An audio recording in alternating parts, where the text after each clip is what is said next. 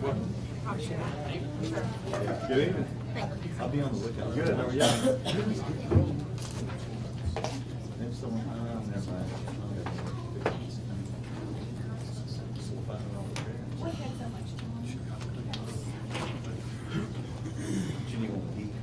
It's got to be a D. We got to cut to that grease. We got to clean coolers out, cameras. Degreaser, hit it without heat. Whatever. We got the guy that found us in Hammerloo's had a few steps this week. That's right. Pilots. We had some good cut. We tried to cut it water. You don't want to know what's in that. I know. So we give them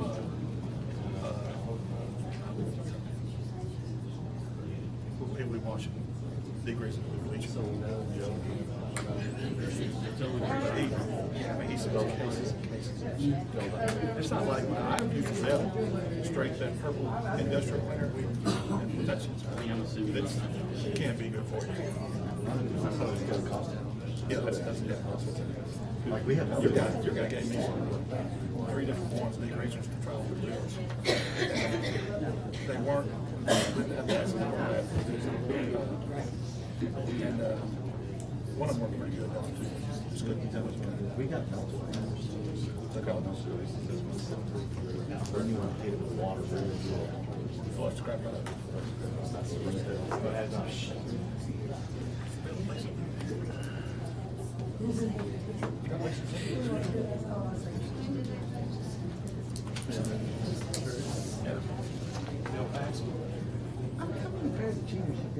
Well, I can't find my blue. Welcome, everyone. I'm now calling this meeting to order. Please stand with us. I will be led in prayer. Alderman Flores, would you lead us? Sure. And then after the prayer, we have a special guest with us tonight, the Weebelows, Scouts Pack 73 from St. Timothy's Church is with us. Are you with us? Would you please come forward and lead us in the Pledge of Allegiance this evening?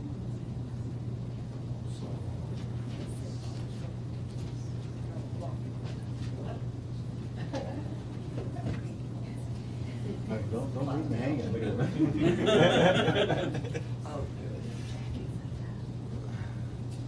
You come on. We don't mind. Yeah. So we'll have the prayer first, and after the prayer, if y'all would be so kind to lead us in the pledge, we appreciate that. Let's bow. Dear Heavenly Father, we thank you for this day, dear Lord. We thank you for the many blessings you bestowed upon us, Father. We thank you for the blessings that you have bestowed on our city. We thank you for the success that we've had over the past years, Father. We ask that you continue to bless the city.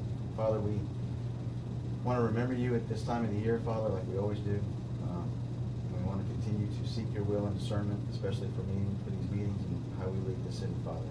We ask that you bless all the constituents here, and we ask that you put a hedge of protection over them and their families. In your precious son's name we pray, in Christ Jesus. Amen.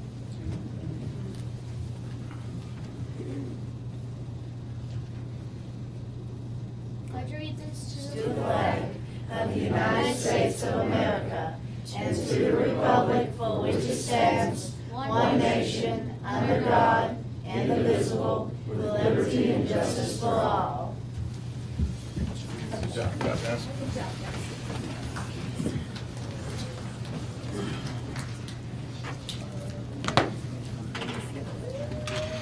Okay, obviously tonight, this is going to be a different kind of meeting. I'm going to pull my mayor's scrapbook out of all the meetings that I've done for the city. I've never been honored to have the presidents, Mr. and Ms. Claw, so we appreciate y'all being with us. Now this is a new one. I will tell you that Santa's been great to me over the years, with the exception of one thing. In 1975, I wanted to stretch Armstrong golf, and I never got that. And so for all these years, I've just been kind of lacking. So Santa, if you can help me out, I appreciate that. But seriously, everybody's got a lot of important stuff to do. I know we have some people in the audience that have important things to do. We have a lot of important city business to take care of tonight. So we're going to move the citizens' agenda up front. And right now, if Miss Debbie McGee would come forward, I appreciate that.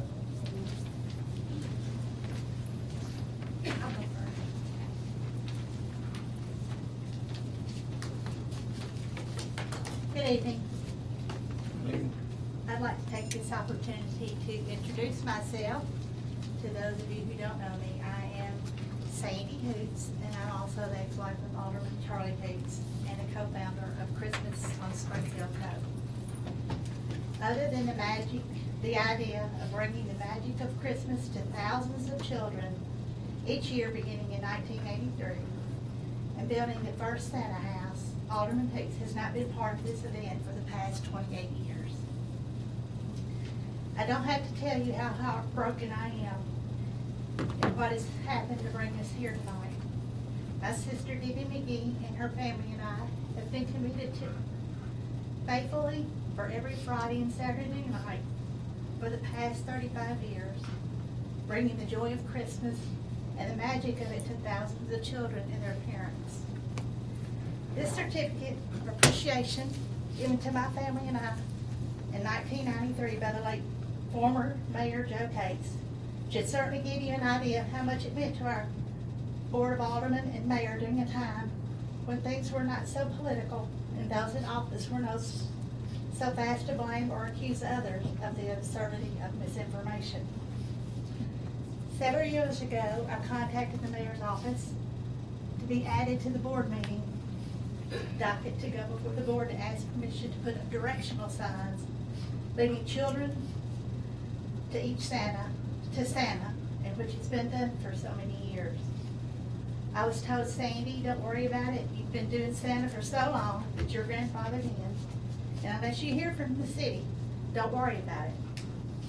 Unfortunately, I can't give you the name of that person, but I am sure there are a few formers here tonight that would back me up. Now it's 2018, the last year of Christmas on Springfield Cove, and we had to learn that the rules of the 35 years had changed.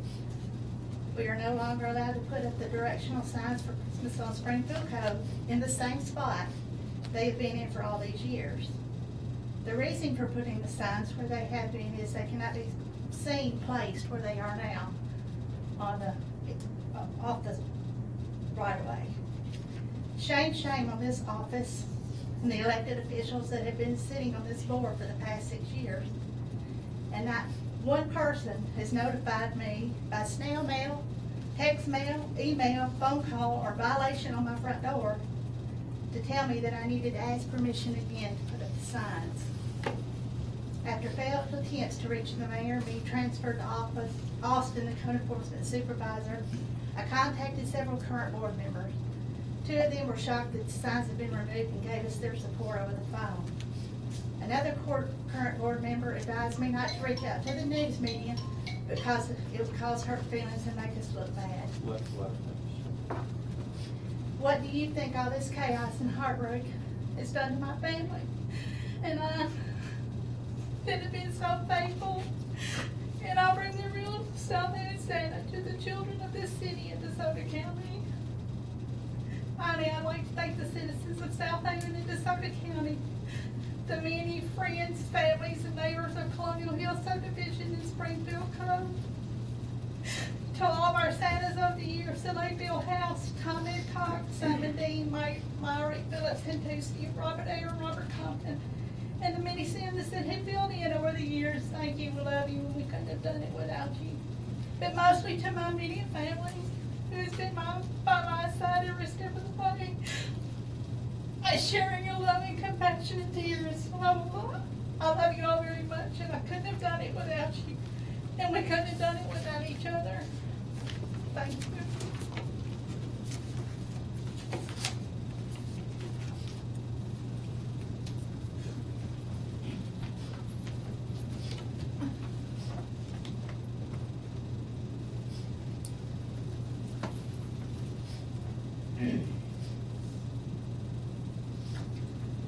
As most of you already know, I'm Debbie McGee. I know pretty much all of you. Brandon, we've gone to church together.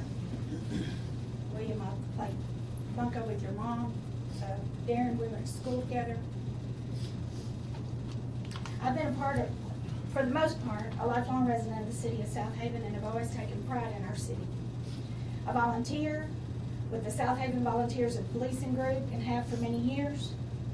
While my children were in school, I worked with both Southampton High School and the high school band, volunteering in order to make our community and our schools a better place. I also volunteered with the DeSoto County VIPs. The events that unfolded beginning on Friday, November the 30th, and ended up on the news over the weekend of December 8th and 9th are, to say the least, disappointing. In order to understand how this happened, I feel I must share the timeline which things occurred. First, the Christmas on Springfield Cove signs were placed on Highway 51 on Friday afternoon, November 30th. I realized this was a Friday and the signs may have gone unnoticed by code enforcement on that day. However, they were there all day on Monday and Tuesday, December the 3rd and the 4th. Nothing was said or done until Wednesday morning, December 5th, when it would be 2 weeks before we could come before the Board of Aldermen to ask about the signs. We've been hosting Christmas on Springfield Cove in the Colonial Hills neighborhood for the last 35 years, and in that time have been before the board on many occasions regarding the signs. We were told several years back we would no longer have to come before the board unless we were notified by the city. Once we got the call, the signs were missing. Sandy got in her car to verify. Once verified, I posted to Facebook that they were missing. Sandy called our alderman, Charlie Hoots, who tried to contact both code enforcement and the mayor. I told everyone on Facebook that was responding to my post, surely it was not code enforcement. You can imagine my dismay when when I was informed that it was in fact code enforcement that had picked up the signs and they were locked in the back of his truck. At this time, several things were happening at once. My sister was told by Austin that the signs could be put back on the highway if the mayor or the Board of Aldermen directly told him to do so. That's what she was told. The only miscommunication about the signs, or the placement or replacement of the signs, was given to anyone at this point was by Austin in the Code Enforcement Office. My sister and I attempted to contact the mayor's office and each board member to discuss this. We were trying to give the city a chance to respond while Facebook was blowing up with accusations. We were contacted by TV stations when the Facebook post reached them. At that time, we agreed to meet them at 4 p.m. on Thursday, December 6th. I personally left messages for at least 2 aldermen and said we would like to discuss this prior to 4 o'clock, and no one responded. We again attempted to contact each board member. We'll let you finish. Thank you. At that time, we agreed to meet them at 4 p.m. on Thursday, December 6th. We again attempted to contact the board and the mayor to give them a chance for us to reach a solution. These attempts were ignored or unanswered. We left messages stating all we wanted were the signs returned to the place they had been allowed for the first 6 years of this mayor's tenure. When nothing had been communicated by the Board of Aldermen or the mayor's office concerning a reasonable solution by 4 p.m., the interviews were done.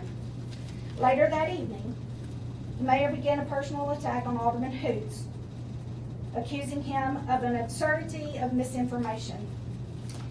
In response to the mayor's post, I continually responded and posted that we were told by Austin in Code Enforcement Office if the mayor or Board of Aldermen personally told him to put them back, he would. The posts were commented on and shared by many people. Many people reaching out to the mayor asked that the signs be placed back in the same spot. There were posts by Alderman Kelly that included false information. Either he was misinformed or misrepresented information that he was given. There was never an attempt to inform the organizers of Christmas on Springfield Cove that the signs had been removed and taken to City Hall. The only communication that occurred with the Office of Code Enforcement was after we had found them missing and attempted to locate them. That was on Thursday morning. The signs were removed at 10 o'clock, approximately 10 o'clock on Wednesday morning. There was certainly an absurdity of misinformation provided not only by the Office of Code Enforcement, but the mayor himself and Alderman Kelly. I come before this board today to give you the opportunity to do what was not done on Wednesday, December the 5th, or Thursday, December the 6th. I'm asking for a variance to the city code to allow the signs for Christmas on Springfield Cove to be placed in the right-of-way where they have previously been for the final weekend of December 21st, 22nd, and 23rd, These are directional signs. They are for a specific event, and they would be for a limited amount of time. We've had many people comment that they were looking for the signs where they have always been and cannot see them. I would like to invite the entire Board of Aldermen and the mayor, who I know has been to Springfield Cove with his children before, along with their families, to join us this weekend for Christmas on Springfield Cove and our final weekend. In the spirit of the season and the spirit of community, let us all come together. I wish everyone a Merry Christmas.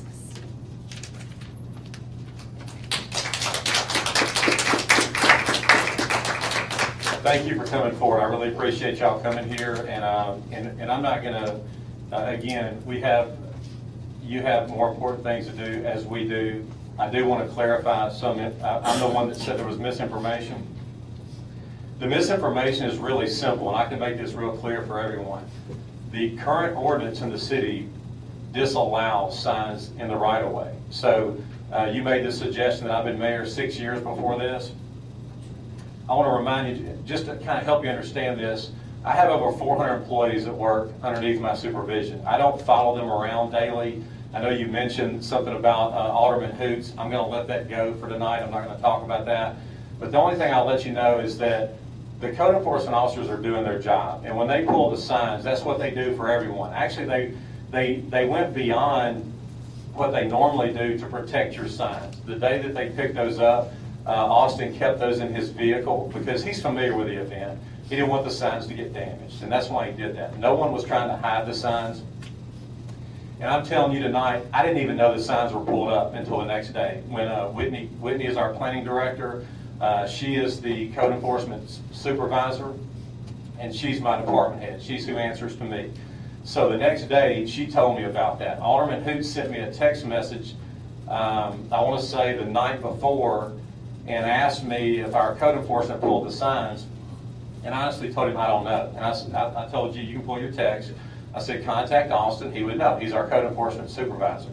So Austin did his job. And again, I don't go behind my code enforcement officers daily. When things are brought to my attention, I respond to those. But never did I tell him to pull the signs, but I will defend what he did. He's doing his job. So we can make this issue very simple tonight. And first of all, I want to tell you that I have been to the event. I've taken my kids there when they were very young. It's an awesome event. It's down the street from where I grew up. I love the event. I love the Springfield Code event. So the way this was blown up in the media is that's why I use the term absurdity.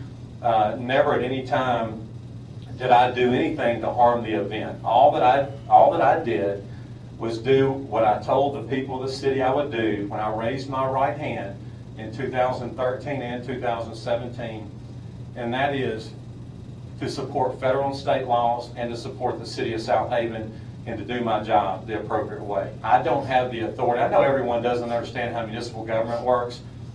I don't have the authority to say we're going to enforce this ordinance, but we're not going to enforce this one, or this one.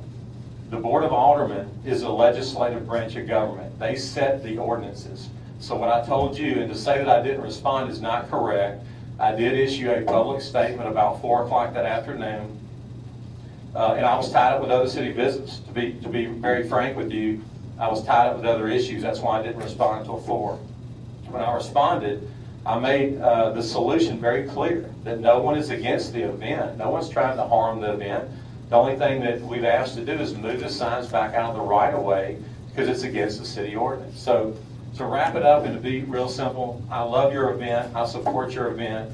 But I don't have the authority to pick and choose which ordinances I enforce. My job, again, I raised my right hand, took an oath to you, to everyone in this room that's a citizen, that I would do my job as your mayor, and that is to enforce the ordinances and the rules. I don't make them. So the solution tonight, if you don't like what I propose to move the signs back, is someone up here, a board member, can make a motion tonight and change the ordinance. So I'm asking right now on behalf of Debbie and Sandy, right?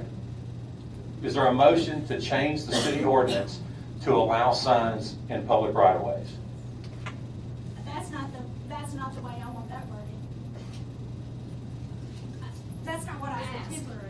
What I asked for was Okay. a specific event, directional signs to a specific event for a limited amount of time. Okay, then It we'll check. needs to be worded that way, because that is the exception for the Supreme Court's ruling that the aldermen based their decision on when they created that ordinance. There's an exception and an exemption. Well, the ordinance has been in place before this board, so, but anyway, that, you're talking to the alderman. So if you want to, Alderman Hoots, would you like to make that motion? I would be in favor of a variance, but to go back and just change the whole ordinance and throw it out the window, no. I mean, I would like to see if we could even do that. Well, I don't think there's been a variance applied for. I mean, has a variance been applied for through the planning office, through, you know? We didn't know we needed to do it until. I'm not saying you did or didn't. I'm just saying, like, from the standpoint that when you grant a variance under our city ordinances, our city planning procedures, there's a certain criteria that has to be met to do that, a variance. So tonight, According to the Supreme Court, these signs fall under an exemption. I'm sorry to interrupt you real quick, but you're talking about signs within city right of way. There's a difference. There's a distinction between city property and private property. City right of way is going to probably be exempt. That's a Supreme Court ruling, but go ahead and finish it.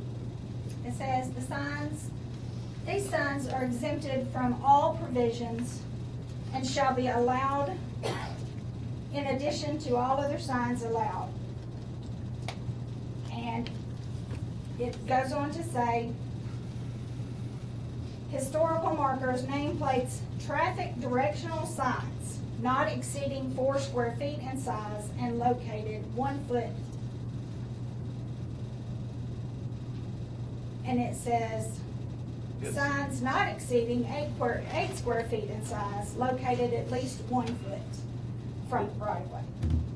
Well, I think that's probably the fact of the question, but what you're referring to is signs placed by the cities, historical signs, directional signs. Those are signs placed by the city within the city right of way, But it is a directional sign. but it's not a city signs.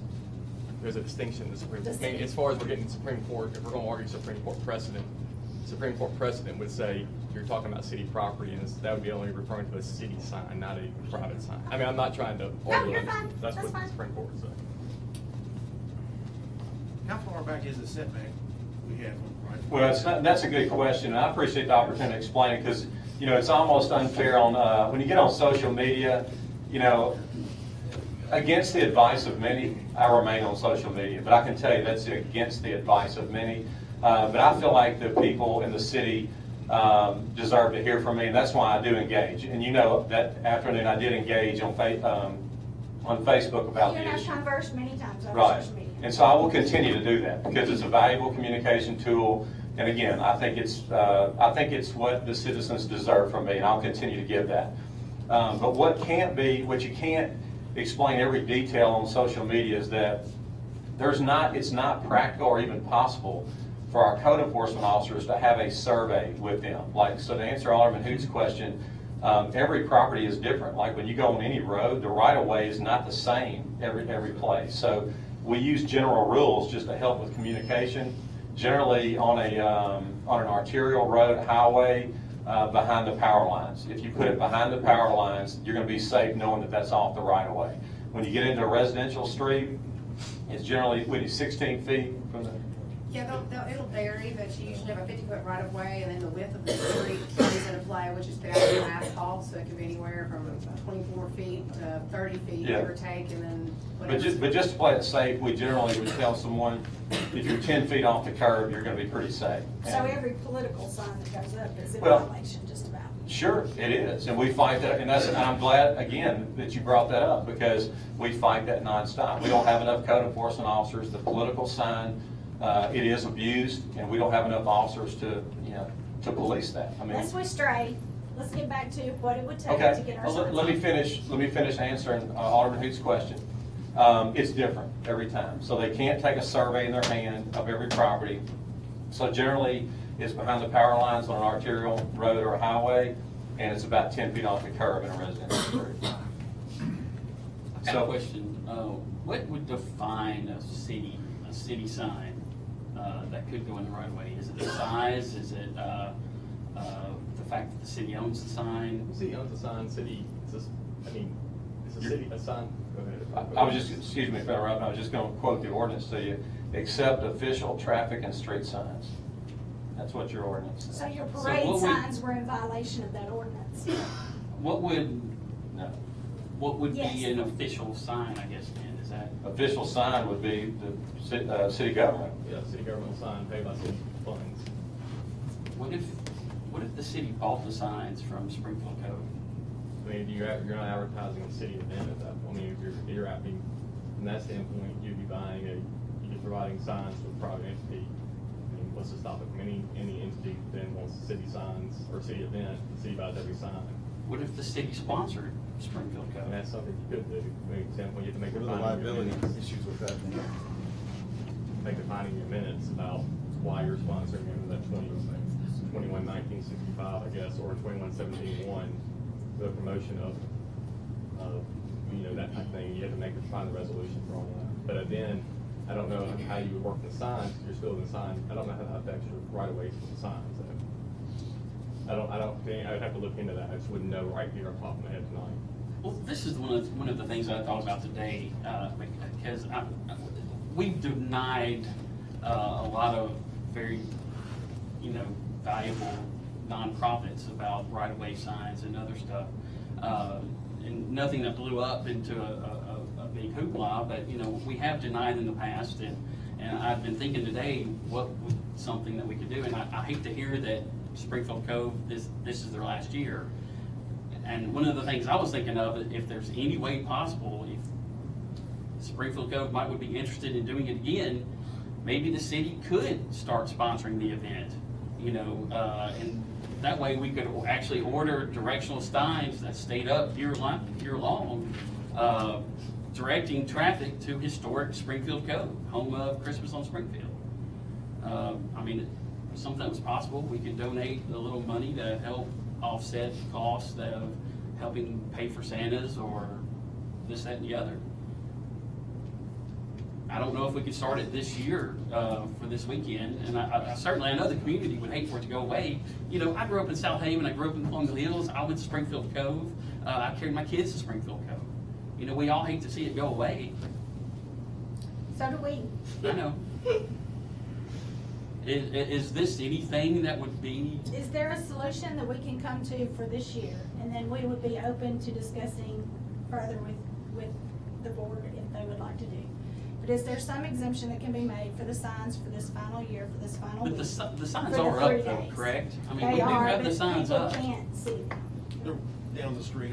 Right, I've seen them, I live over there, Right, I but the pass people them that all are the time. coming- I have seen them. Right, but people they're driving around asking other people where to go because they're not seeing them. It's not the people necessarily that live in our community that see them every day, that drive our streets. Right. But we had people we had a couple from Alabama that came, and we had another lady that came the other day that said her sister was in from out of town and she knew that we were there when the signs were up and she did not see the signs. At night, But the it's more signs difficult. are only on Highway 51. How Yes, did she they get are. that far and not find how to get to Springfield Cove? Well. And I'm not trying to be a smart aleck, and I really am. and But in the world of and GPS, I and- can't imagine that the signs are really And is what's Alderman driving Payne, them let me there. say this, the only reason I can answer this question is because I play bunco with 8 ladies.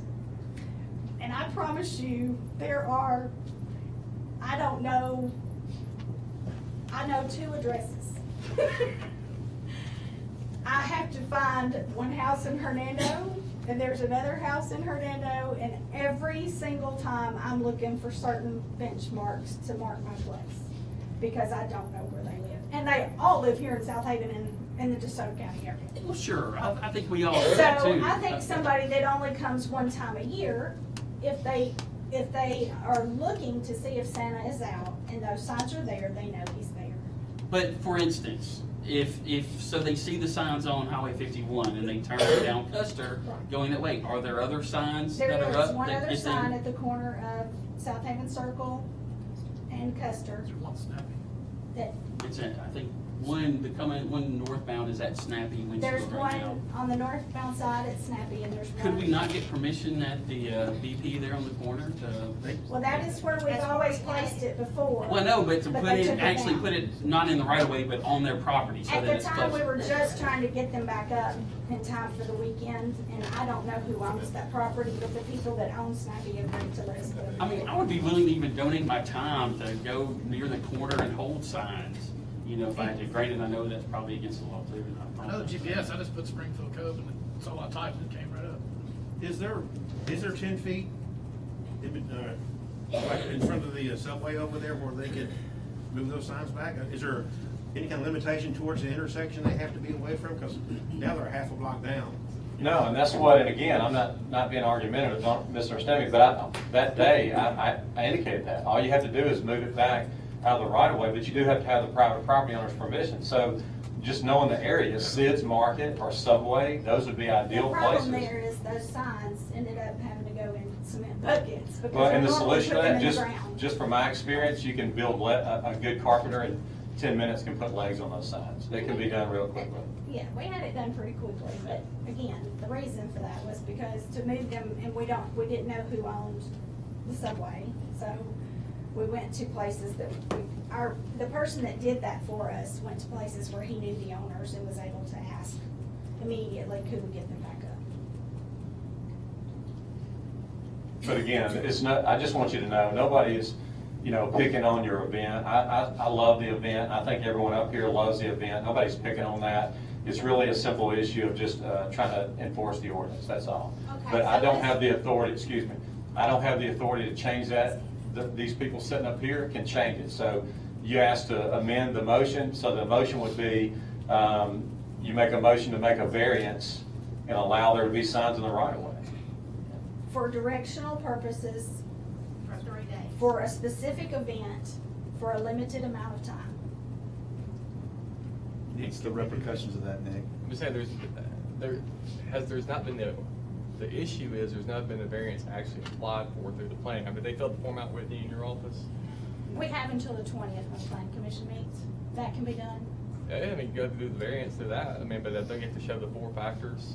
And I mean, I guess if you want to apply for the variance to the planning commission, when's the planning commission meet again? Thursday. Thursday. Apply for the variance to the planning I commission. mean, the packages are out to the planning commissioners, so I guess it would have to come here. Read the addendum. And we wouldn't meet again until next month. Yeah, we don't Well, need to get to the second. Once again, I'm not sure I understood correctly. What would be the difference if the city purchased these signs from Springfield Cove on just for the event of a one-time directional? I mean, I see what you're saying. I think the issue becomes you're purchasing signs for a non-city event at this point. So what if Springfield Code donated the signs to the city? You donate the signs and then you put them in the right of way. I mean, it's obviously ultimately the board's call on this, but the question becomes what signs can be allowed in the right of way and what signs aren't in the right of way. And then we have future potential What issues. kind of liability was that? I mean, only liability if somebody, has a wreck. but Somebody came back and sued because we don't allow, we're picking and choosing what signs go the right away and not. Yeah, I mean, that's the other issue is if you allow these signs the right of way. But if you have you're other allowing everything. nonprofit, Well- if you turn down other nonprofits that were for a specific event for a limited amount of time, and they're directional, is that such a horrible thing to allow? The issue, and I can tell you this just from administering the ordinance, the issue is when you allow an exception for one, then, and I know you don't see it, and I wouldn't expect you to see that, because you're concerned about your event. But then, when that's done for one event, then everybody else is coming, and they're all gonna ask for an exception. So then, it weakens the integrity of the ordinance, I'll say that. I understand, but if you have the variance policy, you obviously have a form for variance. A variance is used in situations that are unusual, Okay. that cause a hardship, like if somebody does not have normal circumstances to work with, and it causes a hardship for them, that's when a variance is considered. But variances are turned down frequently. Variances are not always given. This body's already turned down a variance for one of these specific locations. And I can tell you that there are other signs, even in that area, that's what's coincidental, that there are other signs in that area that we have enforced the ordinance and not allowed. So it's gonna be tough for the Board of Aldermen you know, to make sense of that, to say, well, hey, we're giving a variance for this, but we didn't for the others, so. I find it hard to, I find it hard to comprehend that for a specific event, for a limited amount of time, for directional signs only, that you have that many requests for a variance. Oh, We're not selling anything. Yes, ma'am. There are many, many. A lot of people have events on the weekends, so having temporary events is a very, very common thing in the city. There are many, many, there would be many, many requests for that. We do take down garage sale signs. I hear that all the time. And it's not just, and I'll, again, just to help everybody see, have wide vision, it's not just garage sale signs or your event. There are many other events. So if you allow it, there's other things that, just for a sundry of different events, that people would come up and ask for that. So, and I'm just, again, I love your event. If the board wants to give a variance, then it's good. Can I throw something out there? If the signs can be placed 10 feet back, Austin, you've been out there, is there 10 feet at those, in front of the subway there, in between the curb and the concrete, is there 10 feet there to put this sign up? Okay, if that's the case, if they can go there, you know, I think what's the problem is they've been moved so far back down the street now. If they can just get them closer to the intersection, if there's 10 feet across each side, and it's cool, maybe that Austin can meet them out there tomorrow. Well, nobody's ever denied Okay, that. that's the property owner's permission. Yes, the Well, I property mean, owner gives them you know, they permission. have to do that, of course. Sure. But And that's, I mean, again, that's what I recommended initially. There's nothing. And now I think Property owner, tomorrow they contact the property owner at Sid's or Subway, wherever you're talking about there, and they say, yeah, no issue. I can't imagine anyone. Can It's not our issue. does that So sound workable? I'm sorry, I did get slightly distracted there. Okay, what I'm asking is that where the signs were in front of Subway, and I asked Austin, he said he thinks there's 10 feet there and have room, so you can still place them in the grass there. And then across the street, 10 feet back from the curb, and you might actually have to go across the sidewalk on the other side because there's a sidewalk. But you could get them back towards the corner where you want them. Would that be okay? It's not 10 feet on, like I said, on an arterial Right. highway, it's not 10 feet. Oh, it's not? It'd be behind the power line. So. The property owner was contacted and he did allow for the signs to be put on his property. The placement of the signs where they're at now was determined by them, not us. So if it's by the subway, if it's by the pawn shop, you know, where they put the signs on the guy's property is up to them, but. So if they put them in the grass, like Not the grass. where if they just moved it back, would they be legal? Yeah, What well, you're saying, Charlie, is the guy at Sid's or Subway decided, correct if I'm wrong, they decided on their own property where the sign was going, correct? no, they Once- contacted the property owner. He said it was okay to put the sign on his property. He owns that entire property. So where they put the signs on that property was determined by them, not us or the property owner. He just said, yeah, put the sign on the property.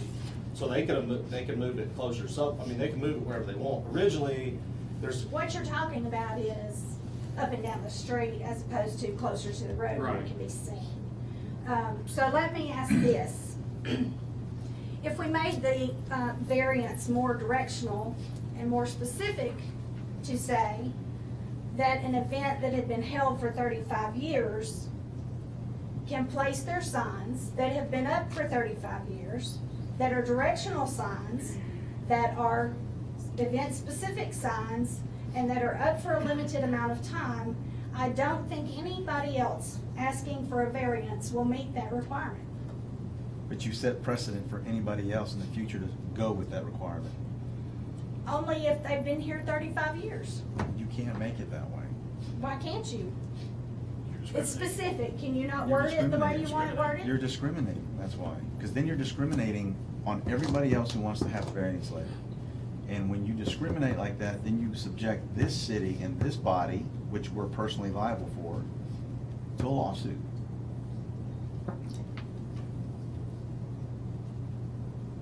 What if the signs were replaced by the city? What if the signs we have now were purchased by the city? It's not, that's what I was trying to say, it's not a city event for the city to purchase the signs, that's The where city What purchased would it those take signs. for it to be a city-sponsored event? the city would have to make findings in its minutes, have money allocated, and then honestly, probably would want to get some type of opinion based on the history of how long it's been in place as a private event. And I think you could, I think you could get there. I really do think you could get there. It's just, you would want to get a couple I's dotted, T's crossed before you actually went and made that decision. Because from the standpoint of that statute, which allows for promotion of tourism and that type of thing, which obviously hearing them talk tonight is something that would allow for that. It's obviously a tourism. Yeah. These things go that budget year too.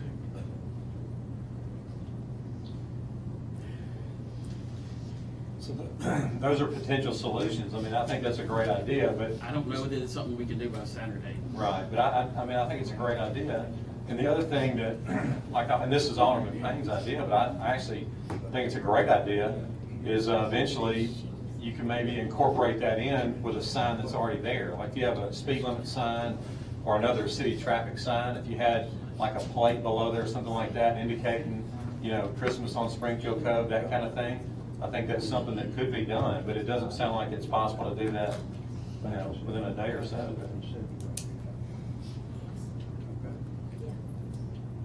But still, I'll leave it to my board. I'm just telling you, I don't have the authority to waive. I'm just doing my job when I raise my hand. And all we can do is go by what we were told, and that's what we were told. So Right. You were there was told no harm that, intended. Austin told you correctly, That's that the correct. only person or the only body that can change that is the Board of Aldermen. Well, And that's he told us administered the through the mayor mayor. or- Right. so The that mayor is- administers the ordinance through the Board of Aldermen. So he told you correctly. And so, but before I can administer that, it has to be approved. This is the governing body of the city. Okay, so tell me again, what is the definition of a city sign?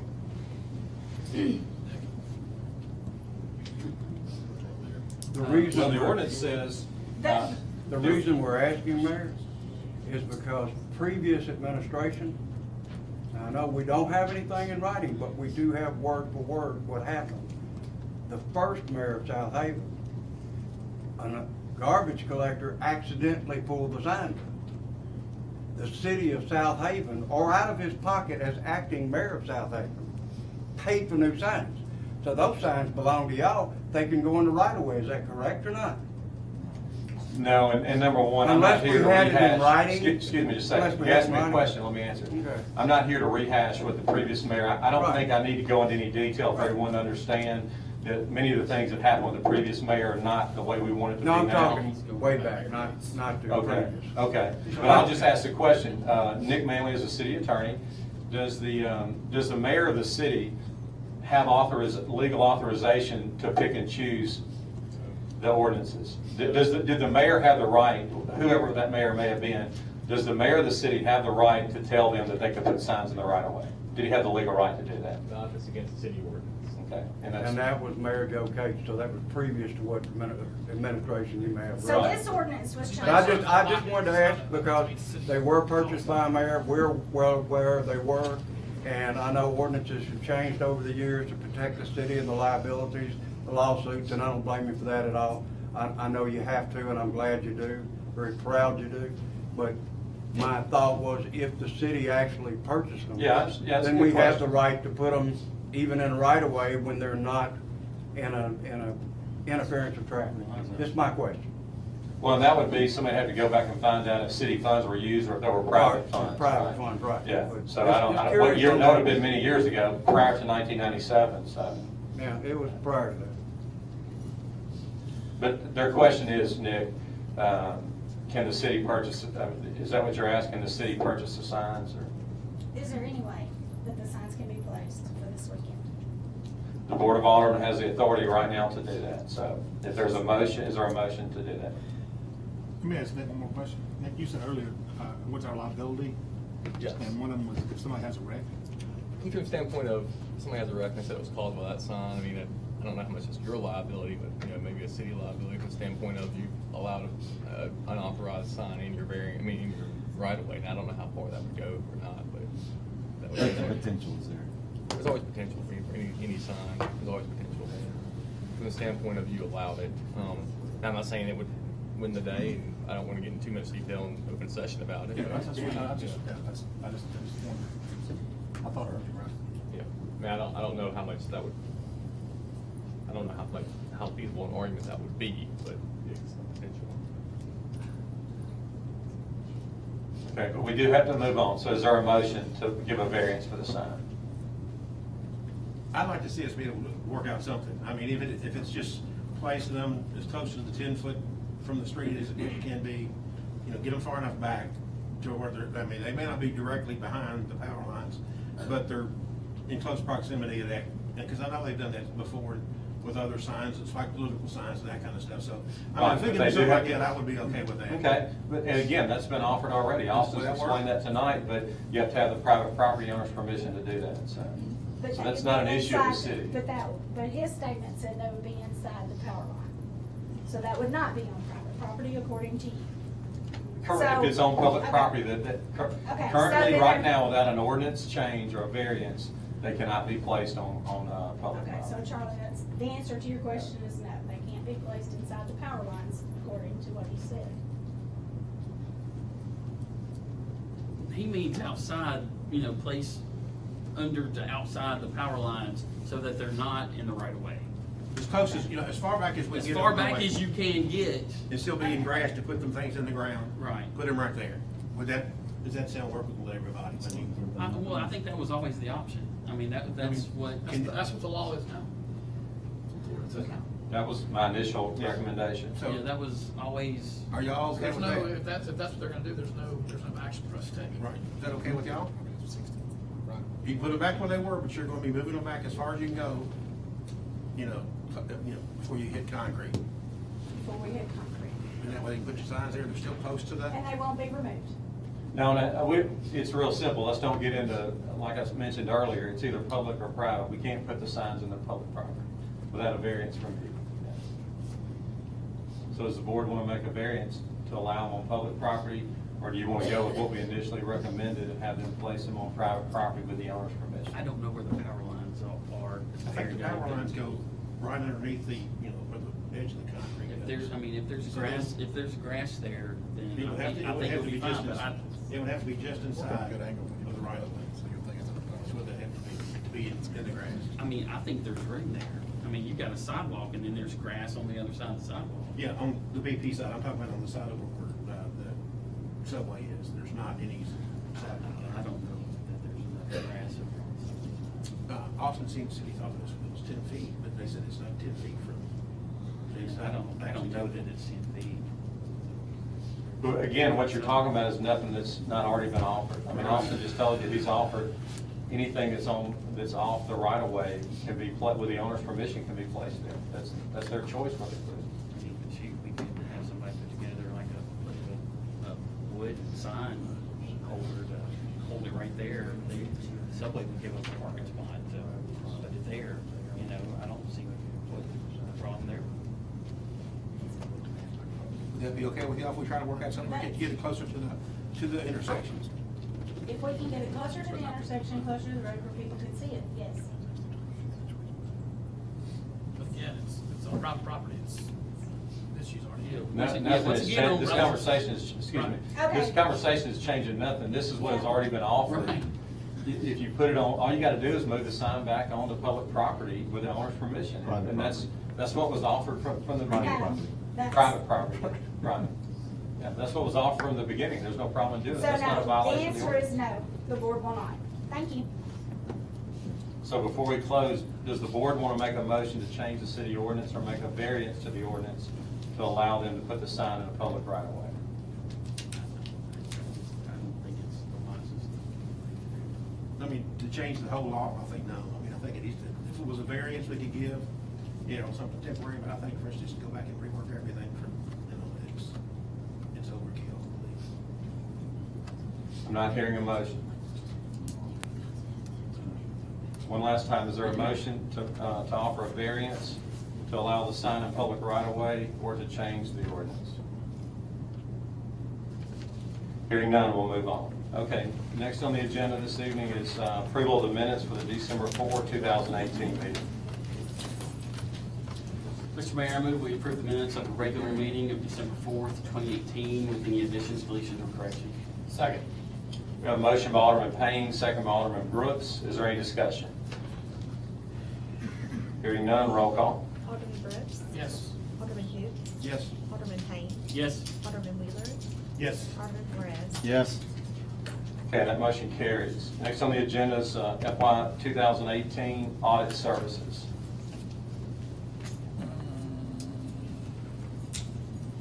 Mr. Mayor, I make a motion that we. Ms. No, Edie McElroy. I'm sorry, Edie. Sorry. The Department of Finance and Administration is going to recommend that we keep Fort Mary and Ballard as our auditors for fiscal year 2018. I'll make that motion. Second. We have a motion by Alderman Flores, second by Alderman Brooks. Is there any discussion? Assume you're pleased with them? Yes. She's smiling, yes. That's what I want to hear. Any other discussion? Hearing none, roll call.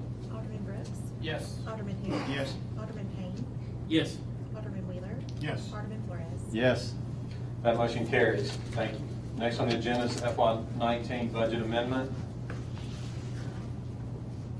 And basically, this was just it's just the Parks Expansion Enhancement Plan that was board approved. Basically, it's just moving the money to administer these projects.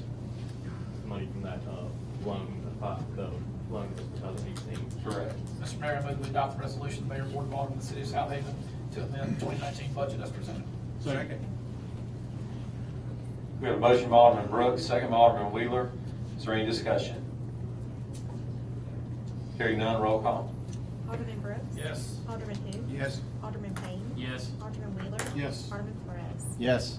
That motion carries. Next on the agenda is a resolution for personal property tax exemption for Jim Code Lamp and Manufacturing Company. This is the resolution to allow for Jim Crow personal property tax exemption. The tax exemption is amount for personal property for $1,072,000 and $112.53. This expansion, 22 new jobs with a $5 million payroll, been recommended by the DeSoto Economic Council, and it was approved by the DeSoto County Board of Supervisors yesterday morning for the county tax. I'll make that motion. Second. We have a motion by Alderman Flores, second by Alderman Payne. Is there any discussion? Hearing none, roll call. Alderman Brooks. Yes. Alderman Hughes. Yes. Alderman Payne. Yes. Alderman Wheeler. Yes. Alderman Flores. Yes. That motion carries. Next on the agenda is a resolution for personal property and real property tax exemption for Allen Richie Incorporated. This is also the resolution for tax exemption.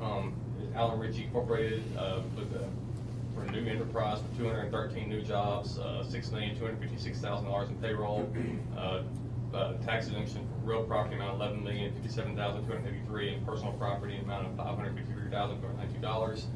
Also recommended by the DeSoto County Council and approved by the Board of Supervisors yesterday morning. I'll make that motion as well. Second. We have a motion by Alderman Flores, second by Alderman Payne. Is there any discussion? Hearing none, roll call. Alderman Brooks. Yes. Alderman Hughes. Yes. Alderman Payne. Yes. Alderman Wheeler. Yes. Alderman Flores. Yes. That motion carries. Next on the agenda is a resolution for Freeport warehouse tax exemption for Earth Incorporated. It's just the Freeport warehouse tax exemption for Earth Incorporated for those goods in transit, authorized, approved yesterday by the supervisors and recommended by the DeSoto Economic Council. I will make that motion as well. Second. We have a motion by Alderman Flores, second by Alderman Brooks. Is there any discussion? Hearing none, roll call. Alderman Brooks. Yes. Alderman Hughes. Yes. Alderman Payne. Yes. Alderman Wheeler. Yes. Alderman Flores. Yes. That motion carries.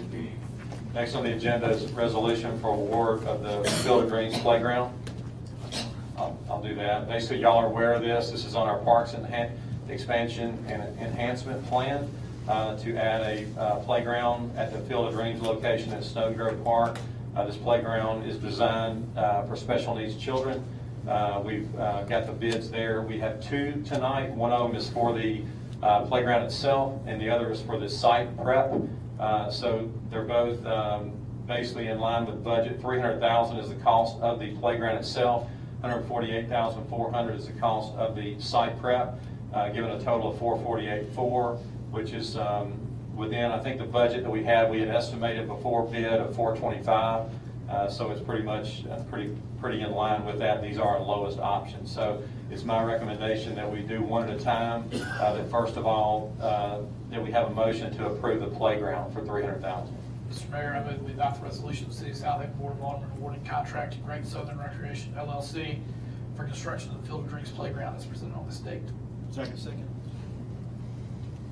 We have a motion by Alderman Brooks, second by Alderman Wheeler. Is there any discussion? That resolution will note that the reasons for was that extra handicap screen they provided, also providing different shade, more shade in for the playground, and allowing for it was more in line with the design and concept of what the city was trying to do with that location. For that, we advertised the prices for those playgrounds, so those are the reasons we chose Great Southern, or that Urban Arc and West recommended Great Southern for that project. So that's what the resolution will reflect, also reflect the minutes, just make sure that's clear. Okay, as noted. What he said. So we had a motion and a second. Any other discussion? This is one of the most worthwhile things that we've ever done. Certainly. And again, Alderman Brooks, thank you for bringing that up. Basically, again, it's to, obviously, it's no secret, the city of Southaven has been a baseball, softball city. It's been a proven successful venture, but we're trying to expand the parks to, be more diverse, to appeal to more of our citizens. So this is a great step forward, and we're very proud to have it. Handicapped person myself, I can tell you, it means a lot to people to have to be included. Thank you, sir. Any other discussion? Hearing none, roll call. Alderman Brooks. Yes. Alderman who? Yes. Alderman Payne. Yes. Alderman Wheeler. Yes. Alderman Flores. Yes. That motion carries. And then the next motion would need to be to accept the bid for the site prep. And again, this is just clearing, or not trees, it's a wide open space, but it's for grading, also, the materials that go down underneath for safety, and also sidewalks. And the lowest was $148 for. Southern States Construction. Move that we approve Southern States construction as presented. That's the low bid, Low- Yeah, it's a low bid for, is it $148,400. and allow the mayor to execute any and all documents associated with the contract. And allow the mayor to sign and execute any all documents associated with the contract. Second. We have a motion by Alderman Brooks, second by Alderman Wheeler. Is there any discussion? That site prep is that's the soft stuff on the playground. It doesn't come, okay, I didn't know which that would be part of the playground. Well, and I say that I'm not actually positive about that. It's my understanding that the site prep is going to prepare the surface so that can be laid down. Right. Note in the minutes that Great Southern had their bid in before 2 o'clock today. That was opened by the clerk's office, even though it was not open at the time of the opening, it was in time. And the minutes reflect that as well. And Andrea, will you communicate that for future? Make sure that doesn't happen. Okay. Okay, is there any other discussion? Hearing none, roll call. Alderman Brooks. Yes. Alderman who? Yes. Alderman Payne. Yes. Alderman Wheeler. Yes. Alderman Flores. Yes. That motion carries. Next on the agenda is award of bid for uniforms for the Southampton Police Department. Chief Cardinal. Mayor, Board, we went out for our bid specs for our uniforms for the officers of the department. Went through the reverse auction as required by law. We only got one bid back, and that was from Mid-South Uniforms, or Mid-South Solutions, Mid-South Uniforms on Whitten Road. They are our current provider, so we know that they are capable of providing the equipment that we need and in the time that we need. There was only about a 4 to 5% increase in prices, but that's over the past 4 years was the last time there was a bid. So we felt like that was a fair increase. We're requesting that bid be accepted and approved. Mr. Mayor, I move we award the bid for police uniforms to Mid-South Solutions as presented on this date. Second. We have a motion by Alderman Payne, second by Alderman Wheeler. Is there any discussion? Hearing none, all in favor say aye. Aye. Any opposed say no. Ayes have it, motion carries. Thank you, sir. Next on the agenda is a resolution for Southampton Fire Department sole source provider.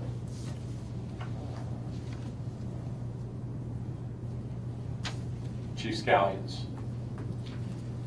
Good evening. As you remember, Southampton Fire Department was awarded the AFG grant earlier this year for the installation of sole source total exhaust extraction systems, and we have decided that Plymouth has the product that we're looking for. And the total cost of that project was $97,688. Grant covered everything but $9,858. So we are seeking permission just to go ahead and move forward with the installation with Plymouth being the vendor. It is a sole source vendor.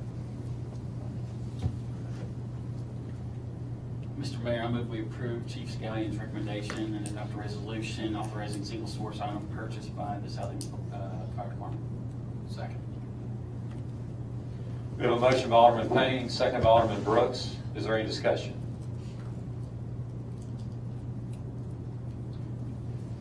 Hearing none, roll call. Alderman Brooks. Yes. Alderman Hoops. Yes. Alderman Payne. Yes. Alderman Wheeler. Yes. Alderman Flores. Yes. That motion carries. Thank you, sir. Next on the agenda is a resolution for liens. It's just a resolution for those properties that have been cut pursuant to 21-1911 to be filed as liens, and they will actually later be turned into assessments. So tonight, authorize the liens and the penalty associated with the lien pursuant to 21-1911.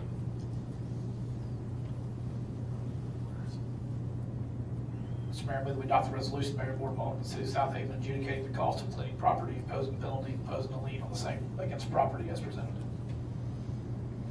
Second. We have a motion by Alderman Brooks, second by Alderman Payne. Is there any discussion? Hearing none, roll call. Alderman Brooks. Yes. Alderman Hoops. Yes. Alderman Payne. Yes. Alderman Wheeler. Yes. Alderman Flores. Yes. That motion carries. Next on the agenda is a resolution for vehicle for hire. I don't have the information I need yet for this from the applicant, so I'm gonna hold this till next meeting. Okay. Next on the agenda is dedication of 4.68 acres on the north side of Star Landing Road, west of Getwell, to the City of Southaven by Lifestyle Communities.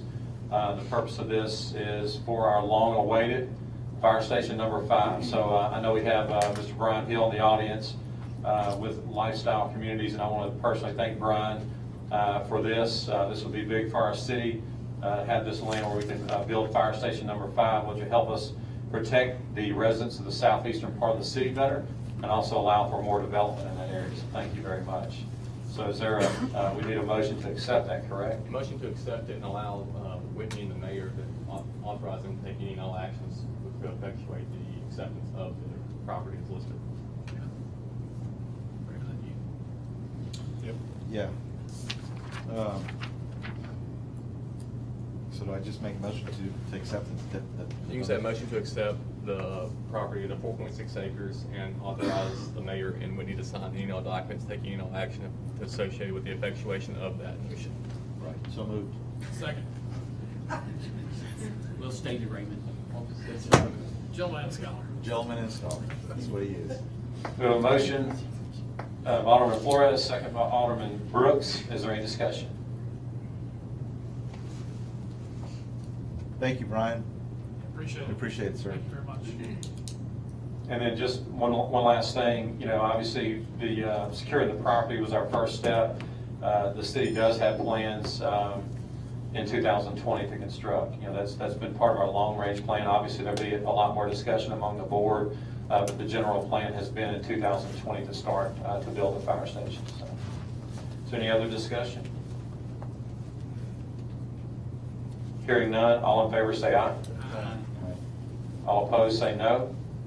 Ayes have it, motion carries. Next on our agenda is our planning agenda. Ms. Whitney Cook.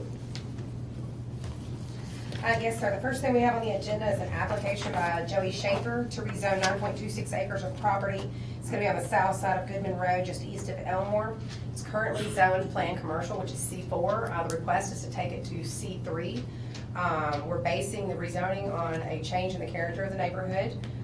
They are, as you probably heard, this is a new Honda dealership requesting this rezoning. It's in very close proximity, obviously, to the Landers. They wanted to be in that grouping with the other car dealerships.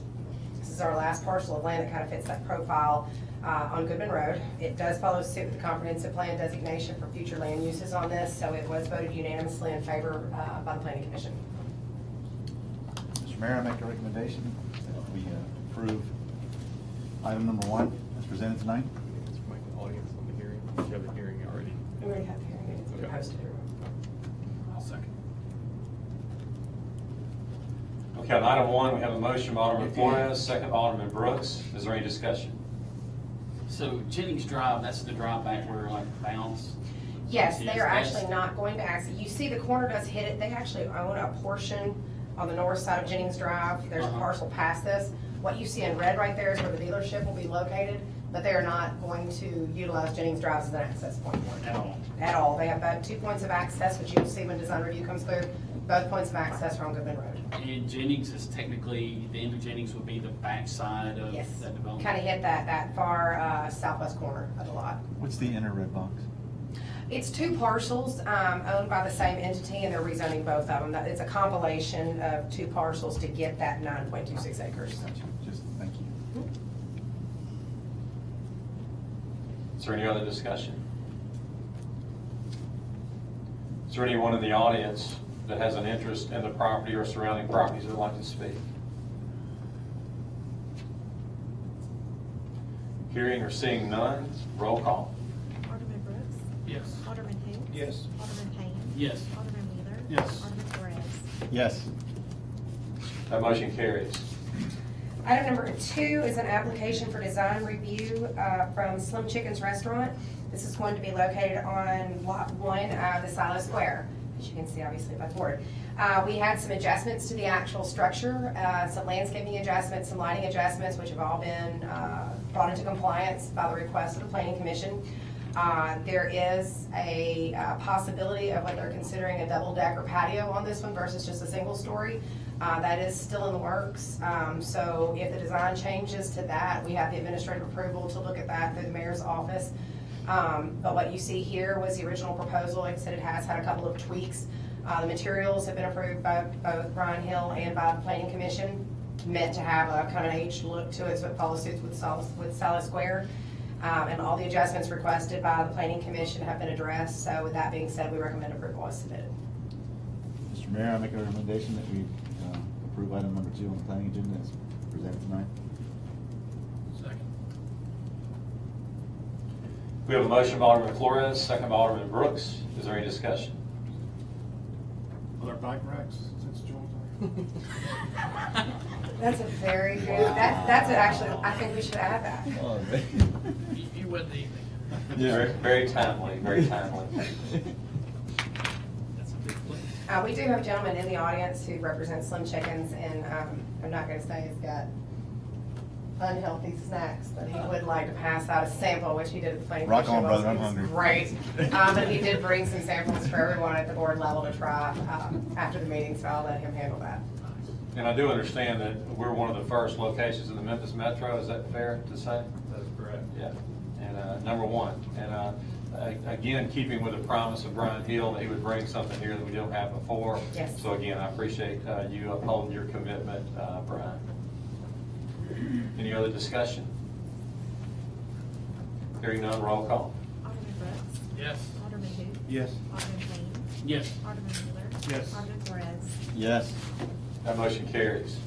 The next application is we have a conditional use permit for a convenience store in a single-tenant building to be located on the southeast corner of Tullahoma and State Line Road. This will be in the Pinewood PUD that was approved, I guess, in 2016 with some commercial uses on the end. If you'll remember, in early 18, we had a huge influx of convenience stores, so we put a conditional use stipulation on them that there can only be 2 at an intersection. It must be a lighted intersection, and they had to be on opposing corners so it can control both lines of traffic. Obviously, there's no convenience store at this location at the time. It is a lighted intersection, a major intersection, so with that being said, it did fit the profile to allow it under a conditional use permit, and we're requesting approval for that. Mr. Mayor, make a motion, we approve item number 3 on the planning agenda, as presented. Second? On item 3, we have a motion by Alderman Wheeler, second by Alderman Payne. Is there any discussion?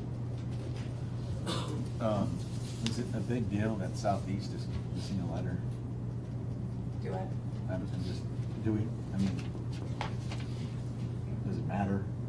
Just want to make sure that whatever we approve, we approve. Right? We'll correct the age. I'll put the age in there. Sorry, I missed the age.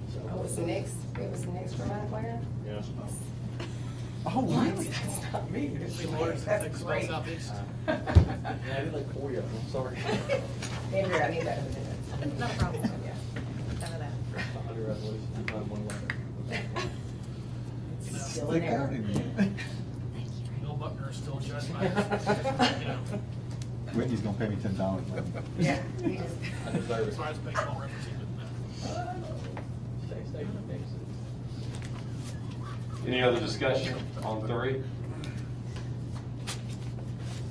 Hearing none, roll call. Alderman Brooks. Yes. Alderman who? Yes. Alderman Payne. Yes. Alderman Wheeler. Yes. Alderman Flores. Yes. That motion carries. The next item is the design review for that actual application. There were some minor adjustments, but altogether, it was a very attractive building. We did have them increase landscaping, add a little bit more acorn lighting on it, and diversify the materials a little bit more. And what you'll see here are the materials they're proposing to use. And with those minor changes, Planning Commission voted unanimously in favor of it. Mr. Mayor, make a motion to accept design review, item number 3. 4. Second.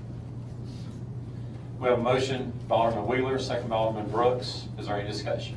Where's this again, Whitney? This is gonna be that southeast corner of State Line 2 Home. It's the conditional use. And Okay. if we can go up one more on the pictures, you can start seeing the three-dimensional, no, it's the other way. You can actually see the three-dimensional pictures of the building. I got you. So that's what Okay. we're looking at. Cool. Any other discussion on item 4? Hearing none, roll call. Alderman Brooks. Yes. Alderman who? Yes. Alderman Payne. Yes. Alderman Wheeler. Yes. Alderman Flores. Yes. That motion carries. Our last application is for design review only for a small convenience store at Sweeney and State Line. This was approved prior to the conditional use permit stipulations going in and had been rezoned since in the 80s as commercial property. So what you see here is just the design review of it. There were some tweaks where we asked them to make it a more residential appearance, place some cedar shutters on the front, place some stone in it. Obviously the decorative lighting, we're having them enhance the landscaping. They've agreed to all that. And with that being said, Planning Commission voted unanimously in favor of it as well. Mr. Mayor, I move we approve item 5 on the planning agenda as presented. Second. We have a motion by Alderman Brooks, second by Alderman Wheeler. Is there any discussion? Hearing none, roll call. Alderman Brooks. Yes. Alderman who? Yes. Alderman Payne. Yes. Alderman Wheeler. Yes. Alderman Flores. Yes. Okay, that motion carries. Thank you. All right, next on the agenda is Mayor's report. Just a few things tonight. There's an issue that's been going on. I've been dealing with Public Works about this, and basically just want to update you, let you know, let the board know what's going on. Recycling is a very volatile thing in our world right now. Global markets have changed. The desire for paper products in China and some other areas has gone drastically down. So us recycling paper has changed. There's other issues as well with like the standards for the load. Like when there's a recycled load, for it to be marketable, it has to be clean. Like if you mix garbage items, it can spoil the whole load. So these standards have been increased. There's fewer companies that are acting as the distribution area for the products, which has driven the cost up. So no action is being requested of you tonight, but I want you to be aware of this because we're continuing to watch this. But it's gone, the price monthly has gone from $600 to $4,500 a month. And it's not curbside now. These are our dumpsters, so our containers. Bradley Wallace and I have had numerous conversations. I don't want to see the options taken away. I want to have the containers there, where people can recycle. It would be a drastic decision to remove those. And so it's not my recommendation to do it. I just want you to know that the cost is significantly going up. So there could be a time in the future where we have to revisit this. Any other questions? Y'all got any questions about that? No, we're feeling it at the shop too. We're feeling it at the shop too. Yeah, it's a worldwide issue. Okay, and then the project, our intersection modernization project on Highway 51, y'all are familiar with that. The intersections of Main and 51, Brookhaven and 51, Custer and 51, and Rasco and Custer. It's 4 of them. All of those were recently bid. The city accepted the bid of $609,000. We've been excited about seeing that project get going to modernize and just improve the look on Highway 51. We just think it's a key piece of revitalization, inviting businesses back. We got the Main Street pedestrian project that'll happen this year too. So we're excited about that it's going to just be more inviting to revitalization. The bad news tonight, I got to let you know, again, due to recent steel tariffs, it's affected some of the contractors that produce the mast arms. So the company that the bid was awarded to, I've met with them. They've explained it. They're at the mercy of the contractors that provide the mast arms, and there's a serious delay because of what's going on with steel. It's my understanding that there are only 3 of these in the United States, and one of them has recently gone out of business, so it's caused a backlog. So this project that I had hoped would be under construction and done this month is not going to happen until May or June. So that's bad news, but I just want y'all to understand if you don't see anything happening, that's why. It is a big project. We're very proud of it, so we'll stay on top of them, make sure that it is done at that time. And then lastly, I just want to wish everyone in attendance tonight and everyone in the city of Southaven a Merry Christmas. Hope everyone and their family is safe and enjoys a Merry Christmas. All right, next on the agenda is our personnel docket. Mr. Mayor, I move that we approve the personnel docket as presented on the state. Second. We have a motion by Alderman Brooks, second by Alderman Payne. Is there any discussion? Mayor, I had just one quick question. These merit raises we had down there, is that what we were talking about before, the educational stuff they've gotten the? Which ones are you talking about? And the code enforcement guys, is that the educational things we were talking about before? Right, there's a merit raise, and then also, is that adjustment on the? Yeah, the adjustment's on there. Okay, basically, there's a slight adjustment on the entry level due to the turnover. We're losing, we've lost 2 officers this month. One went to Olive Branch, and another one went to left us. I'm not sure where they went, but we realize we're uncompetitive. We have some things that are happening this budget year that are going to save money in personnel costs, so it's going to be budget neutral. And we felt like it was a recommendation just to minimize turnover. And it also has the stormwater certification. The ones you see out there did get their stormwater certification. Right, that's what I was asking. Yes, they moved into the cross-training position. Gotcha. And we'll continue to encourage that. We're going to continue to encourage cross-training. Is there any discussion, any other discussion? Hearing none, roll call. Alderman Brooks. Yes. Alderman who? Yes. Alderman Payne. Yes. Alderman Wheeler. Yes. Alderman Flores. Yes. That motion carries. Next on the agenda is our city attorney's legal update. Things on the agenda. Nothing else. Next on the agenda is a utility bill adjustment docket. Mr. Mayor, I move we approve the adjustments to the utility department leak adjustment docket as presented. Second. We have a motion by Alderman Payne, second by Alderman Flores. Is there any discussion?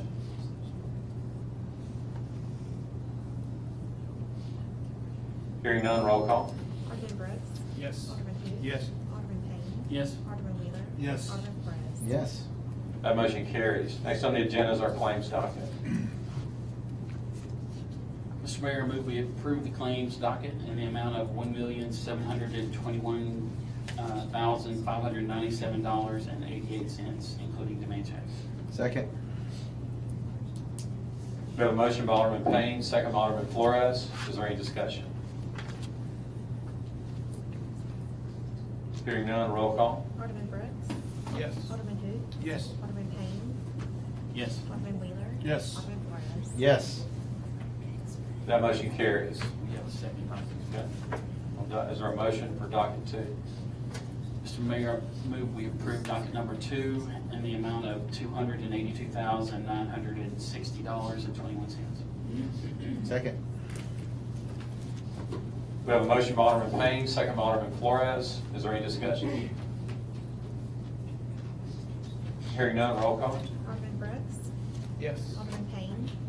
Yes. Alderman Wheeler. Yes. Alderman Flores. Yes. That motion carries.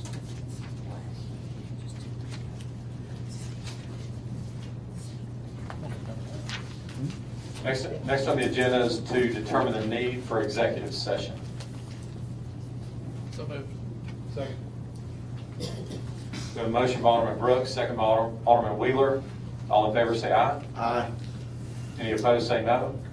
Ayes have it, motion carries. The need this evening is litigation involving the city police department and potential litigation by the city, economic development, potential industry relocating to the city of Southaven, and also personnel and parks. Is there a motion to declare executive session? So moved. Second. We have a motion by Alderman Payne, second by Alderman Flores. All in favor say aye. Aye. All opposed say no. Ayes have it, motion carries. The mayor and board will now enter executive session. Here's your desserts before you go, so you can head out. Oh, that list.